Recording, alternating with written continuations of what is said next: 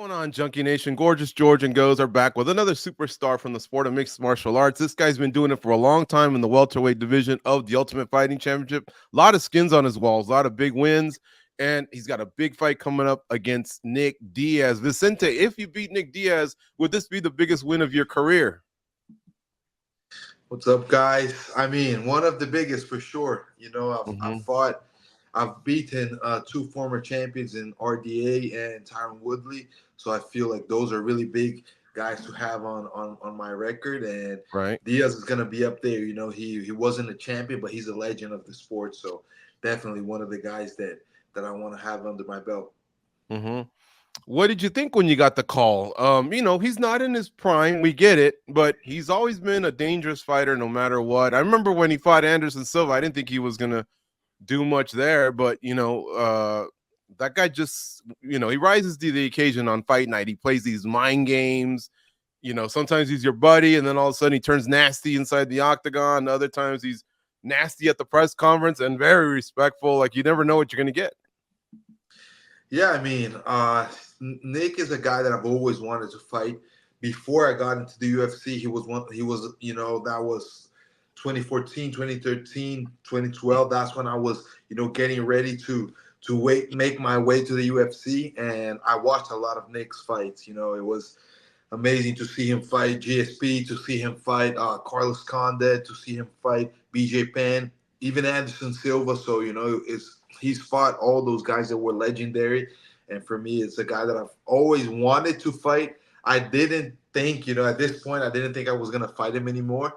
And now I do get to fight him. So for me, it was very exciting to get this news, to get this fight offered. And yeah, he's not on the rankings, but man, it's Nick Diaz. It's a big fight regardless. And I think it's definitely a fight for me to get back to the winning ways in a big way and set me up for great things after that. You going to send Kevin Holland a Christmas card this year? He passed on Nick Diaz, according to him. Now the opportunity's in your lap. Did you agree with his reasoning? He didn't want to fight in Abu Dhabi. I mean, everybody that I know thinks that was a big mess up on his part. What did you think when you heard that? I mean, I'm glad he passed it, and I took it. Abu Dhabi definitely it's a tough time adjustment. I've never been there. I've never fought there, but it's not something that I'm too concerned about. I don't really like. I don't know. I think it makes a difference, but it's not that big of a difference. Still gonna be a fight. I'm still gonna go there, and me and Nick were both gonna be in the same situation. So it's gonna be a fair fight. So that's not a big deal for me, and I'm just excited to fight a guy like that. Yeah, no, we think he messed up. He only had to wait an additional month or two or something like that. And this fight on ABC in Abu Dhabi, it's a stacked card as well. Great opportunity. Vicente, where do you feel like you're at in your career? You've lost your last one, won the one before. But you've had good streaks and you've been a long time top 10 guy in the welterweight division. A lot of people are saying, hey, is he starting to decline? I think that's a fair question. What do you say to those detractors, including myself partially? I mean, I don't know. Wins and losses tell us a lot in this sport. Yeah, I mean, I definitely think it's a fair question, a fair assessment of all this. Where I'm at, like, I'm 32 years old now. I still know how good my body feels, how I'm evolving physically and technically. So what I feel is like I added a lot of things to my game coming from the Jeff Neal loss. And it worked out really, really good against RDA. And it worked out terribly against Buckley. That was, I say, it's my worst fight ever. And not taking anything away from Buckley, he went out there and beat me fair and square. He deserves, that win. It was his win. On my side, I have a lot of adjustments to do. It's hard to change. It's hard to bring new things because you're kind of trying to filter what you want to keep from the past and what you want to add now. And I feel that's where I'm at right now. So this fight against Buckley, I'm not pumped with that. I don't like how it went, but still I can learn a lot from it and bring back things that I had kind of set aside, not letting losing the things that I'm learning, but trying to build an even better version of myself. And that's where I'm at right now. Vicente, you're a great fighter. You come from a good camp, actually a great camp. What I know you guys are going to have a game plan, and I know you're going to do all your research. But what Nick Diaz is kind of good at is making fighters come out of that game plan. He gets the crowd involved. He just has this knack of doing that. Is that something that you're going to be working on? Like, do you think maybe at some point, just because it is Nick Diaz and it is kind of fun, do you think maybe you would veer out and play his game just for a little bit? Yeah, I mean, when I see this fight, there are like obviously we're gonna have game plans, but it's a fight where two fighters are gonna be in there, and that's the best way I fight. Every fight that you see from me, the big wins I've had is when I went out there and fought. Like let's say Woodley. Woodley is a guy that I had a lot of game plans for that fight, but he came out to fight and he brought the fight out of me, and that's why it was such a crazy round, and I got to finish, and I got to finish a guy that hadn't been finished for a long time in that fashion. So yeah, I mean, I think that when I see this fight, and Nick is a guy that always tries to go in there and make it dirty, and maybe tries to bring the fight to your face. I feel like that's the kind of fight that I get to really go out there and shine. So there will be a game plan, but I'm gonna be in there to fight. It's a fight where I see a lot of striking probably is gonna happen. Either me or him are gonna be looking for a takedown because I don't know. Maybe we've been hit so much and we got to change it up. But that's whenever I see grappling going on. I think it's gonna be a striking battle. Some fighters have said they actually enjoy when he kind of tries to egg you on a little bit, or like George had said, sometimes he gets in your face a little bit. Some fighters like it because they say it brings like another gear out of them. How do you feel? Is there like a part of you that maybe hopes some of that does happen because it'll maybe motivate you even more? Not that you're not motivated. No, for sure. I mean, I think it's fun. A guy that I fought that did a little bit of that was Mike Perry. And during our fight, like he threw some smiles. He even threw the fingers at in the third round when the crowd was booing because he was holding me in the fence. So it's kind of something for me. It is motivating. It is like, okay, you want to see what I got? Let's go. So it's definitely something I'll be looking forward to. I don't know. I just feel like Nick, has that style that has always been, a guy that I've looked up to, just the way he pressures guys, the way that he throws his combinations. I feel like I have a lot of that as well. I've always tried to pressure guys and throw a lot of boxing combinations in my fights. We have different styles. I have my own style, but I watched a lot of his style in the past, how he tried to, just break guys little by little and not focusing only on one big shot. And I feel that that's a beautiful fight. It's going to be an amazing night that night for sure. In some ways, is this fight even more motivating than saying getting a ranked opponent? I think at this point, yeah, I feel like for a long time, like you guys said, I've had long win streaks, and now I've had ups and downs, and it's motivation is something that at this point changes a lot. When you see a guy, I don't know, up and coming, that is not ranked, maybe it's not as motivating. I'm still gonna take the fight seriously. I'm still gonna have a great training camp. I'm still gonna go out there just because I want to win and I want to move up and I want to get closer to that title. But big fights, like a fight against a guy like Nick Diaz, or against one of the top five guys, these guys that have been fighting against everybody, in the division that is a tough guy and is a big challenge. That's always motivating. So definitely a guy like Nick does motivate me just for his history. Vicente, can you maybe take us through the moment they threw that name to you and what you thought? Because instantly what went through our heads was fight of the night. So those two that's 50 G's right there. Yeah, I mean, I remember when Ali called me and he told me, "Hey, we got to fight." I wanted to fight kind of end of July, beginning of August. So he said, "We got August 3rd. It's gonna be in Abu Dhabi," and I'm like, "Okay, that's fun. A different place. I've never fought." And then he threw the name out there, Nick Diaz, and I was like, "Are you sure? Is it Nick or is it Nate you're talking about?" He's, "No, it's Nick. It's really Nick."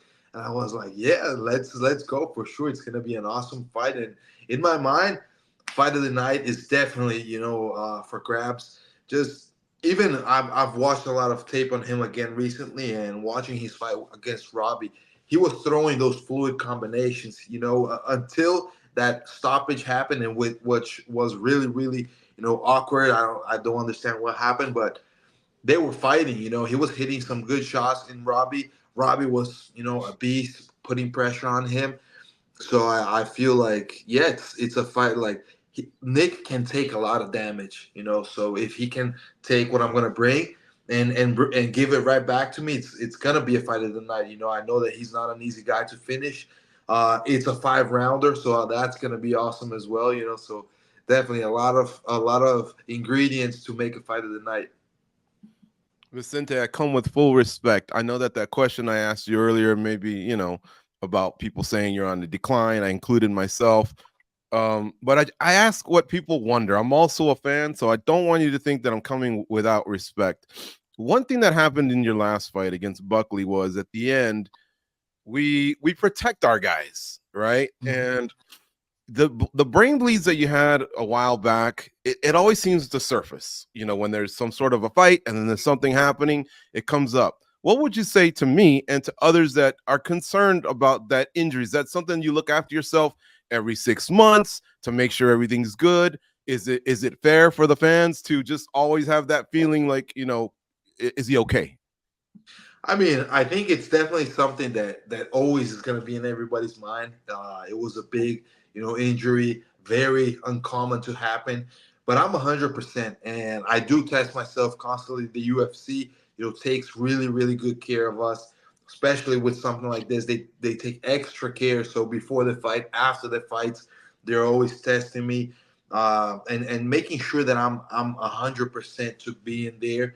And that's something that even I've been working on myself. Why? Because I know that concern is out there.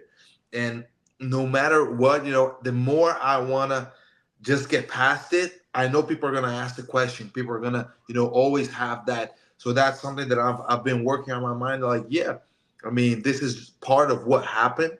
I'm good. I'm 100%, and that's what I'm doing in sparring now, too, which I had changed a lot of my sparring after the Jeff Neal fight and on that recovery, which was perfect. That it had to change, but now I do need to have some, some hard sparring sessions just to make sure that I know that I'm good, and that once I step in there, hey, I can go all in and not really worry about that, so that I can fight in my style. Because if we fight just worried about getting hit, that's not gonna be good. It's better for me to retire if I'm gonna fight like that. Right. No, that's good to hear. It's good to hear that you're looking after your health. So is the promotion.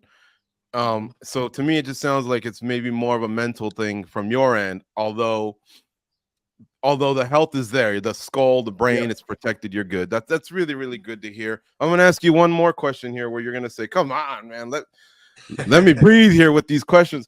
No, you're good. Would you have taken Tony Ferguson if they offered you Ferguson and they matched up Chiesa with Diaz? Would that have been, just as big of a moment? Because to be fair, Ferguson has put together quite a career as well. Many say he could be in the Hall of Fame one day.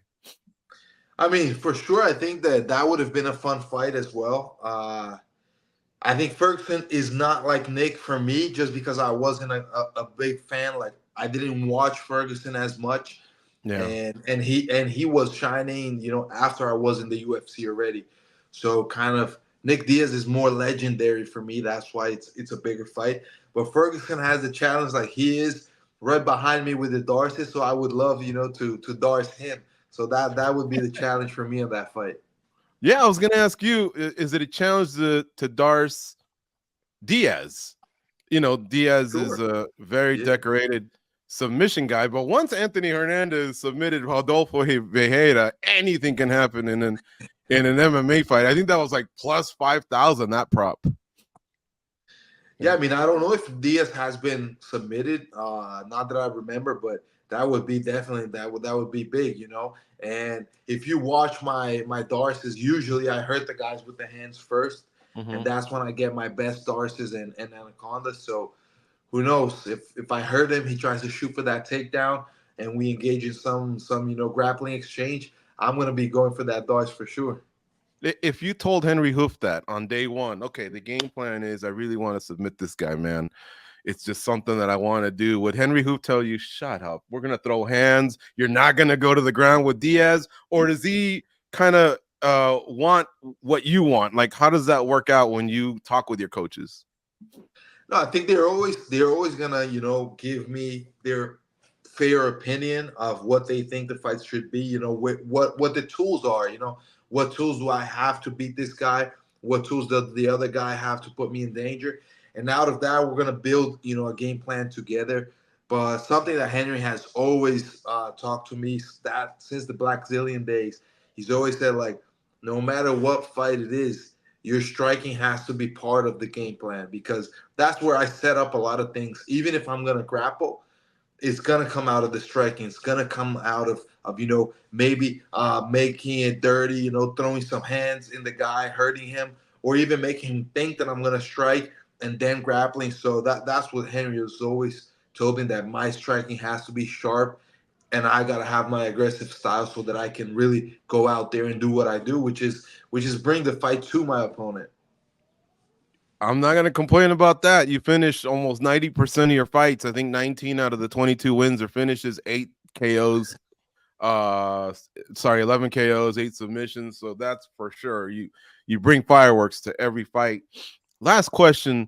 You fought the two guys that are fighting for the title. So in a way, there's a path for you if you put a couple wins together. It's probably easier through Bilal Muhammad because you guys are 1-1. But first question, who do you think wins that fight since you've shared time with both guys in the octagon?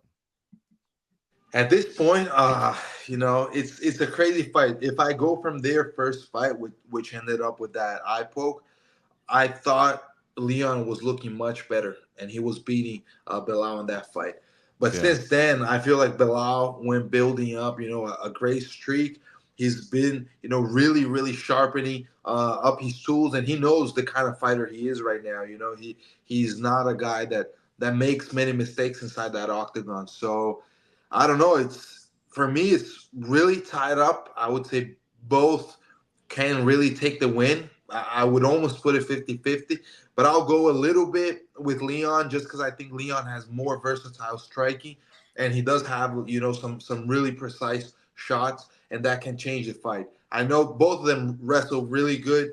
I feel Leon has great wrestling cardio. In my fight, we wrestled a lot, and that's how I ended up getting tired. And after that, he just was throwing his hands and boxing and mixing up with wrestling. So I think that little bit, of experience, of ability from Leon, I would put him in as a little bit of a favorite, but still very close fight for me.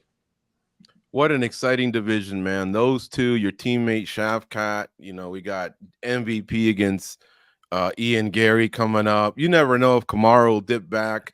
Gilbert Burns is always in the mix. Colby Covington doesn't seem to drop off as well. A lot of killers at 170 pounds. Here's another great matchup. The legendary Nick Diaz. He's going to fight our guest here, Vicente, the silent assassin Luque. The fight goes down in Yas Island, Abu Dhabi later this summer.